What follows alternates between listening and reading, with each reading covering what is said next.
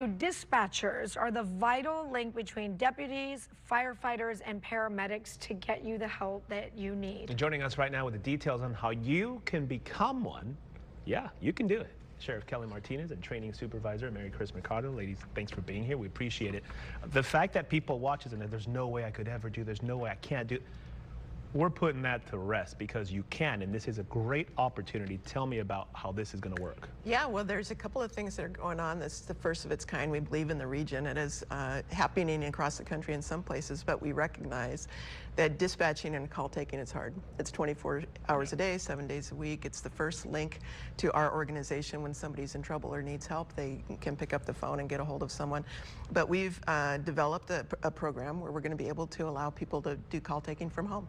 So that we'll have some positions where people can take calls from home that work directly for the sheriff's office, and those calls will be sent. You know, they'll answer questions, do all those types of things.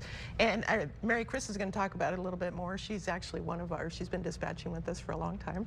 And oh, you're one of the dispatchers? Yes, I started off as a dispatcher. I'm the training supervisor now. Okay. But yeah, 19 years. That call, unfortunately, I've had to make those calls when we've needed help. And that voice that you hear on the other side of the line, like in a time where there's an emergency and something really horribly bad happening, it's everything. Yes. Being the calm voice at the end of the line is what we train, and I often tell people you're talking to people at the worst time of their life, and we don't take that lightly. Yeah. So the training does kick in when it needs to. It's such an important role. I was literally taken aback when you said that you could somehow do this from home. The technology has gotten to a point where we can do that, right? How is that going to work? Because you mentioned something about the call goes back to that doesn't affect the timeliness of the response or anything, or what you're telling the people. Right. Explain how this is going to work. So we do have a mechanism at the comm center that when we do receive a call, the mechanism is able to differentiate where the call is going to go, so that if it's a non-emergency call that the caller's calling about, it'll go to this new position where the dispatcher works from home. If it's an emergency, it'll go to the comm center. Why make that decision to be able to offer this for people to do at home, especially in a day and age where we're hearing a lot of businesses saying, nope, everybody back in the office, we want everybody under one roof? Well, we think this offers a lot of flexibility for our employees in particular. You know, these calls, as Mary Chris was saying, can go to a home call taker who will then relieve those calls going to, those call takers will actually relieve our dispatch for availability for more urgent calls. So we think it might reduce about 40% of the calls going into our dispatch center. And a lot of these questions, a lot of times people call and they just want to know what hours San Marcos Station is open, or how they take care of this, or where they follow. Are you talking about 911? No, this is just our business line. Oh, the business line. Yeah. So they call for the business line, it'll get routed, non-emergency will go one way. Okay. But we do think that if this is successful, we might be able to expand it and actually maybe even do dispatching from home at some point. That's amazing. So yeah, there's agencies around the country who've done it, not a lot. Yeah. There's obviously some security concerns with information and how things, you know, the technology piece, but we think there's a lot of opportunity. And you mentioned, Mary Chris, you mentioned 19 years doing this. I want you to kind of tell us what a normal 9 to 5 or, you know, other hours, what is that day like for a dispatcher? But how did you even want to get into this 19 years ago, and what made you think, this is what I want to do? And then what's your day like? I don't think anybody wakes up and says, I want to be a dispatcher. So we are trying to do a lot more in the community to raise awareness about what the field is.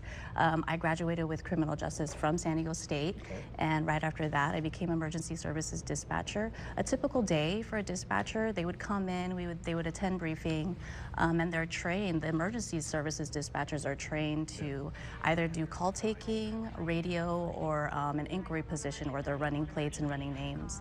So they're trained in all those phases. They can work at either one, and it's about 10 to 12 hours a day.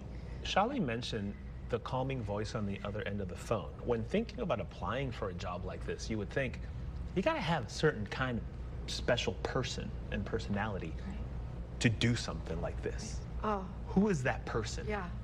So the person for us is just somebody that has a commitment to helping others, and that's really at the forefront of what we're doing. Somebody that can be compassionate to people when they call, and for them not to become desensitized, because you do take so many calls a day, and sometimes it can feel like it's the same thing. But to have that same level of compassion for each caller is really important.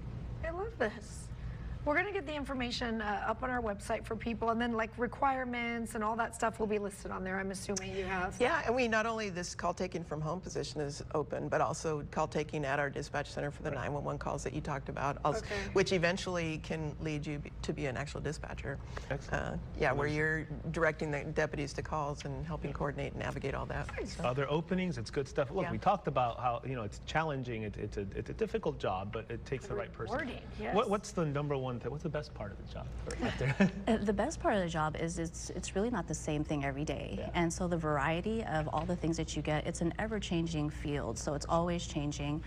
So that's what's kept me around for 19 years. They have kept me busy. Good.